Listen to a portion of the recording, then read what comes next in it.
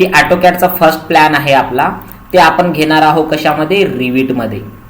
तर सर्वात पहिले रिविट सॉफ्टवेअर गेल्याच्या नंतर तुम्हाला इम्पोर्ट कॅड म्हणून क्लिक करायचं आहे इथं, आणि डेस्कटॉपवरची जे आपण फर्स्ट प्लॅन जे ठेवलाय तो आपण ओपन करायचा आहे. पण लक्षात घ्या, हा जर फर्स्ट प्लॅन तुम्ही ओपन करत असाल तर तुम्हाला इथं काही चेंजेस करायचे आहे. जसे की इम्पोर्ट युनिट, तुम्ही जे इन्सर्ट करताय युनिट, तो इम्पोर्ट करते वेळेस त्याची साईज कुठं पाहिजेत, इंचेसमध्ये पाहिजेत तुम्हाला, फीटमध्ये पाहिजेत आणि मीटरमध्ये पाहिजेत.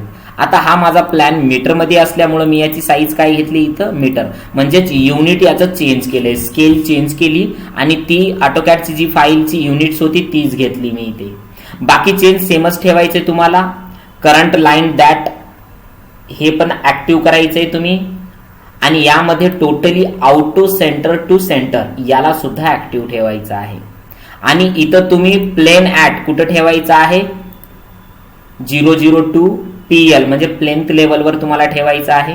म्हणजे जे काही तुम्ही इथं सिलेक्ट करणार, जे काही तुमचा लेवल राहील त्याच्यावर. आणि इथं काय करायचंय तुम्हाला, ओपन.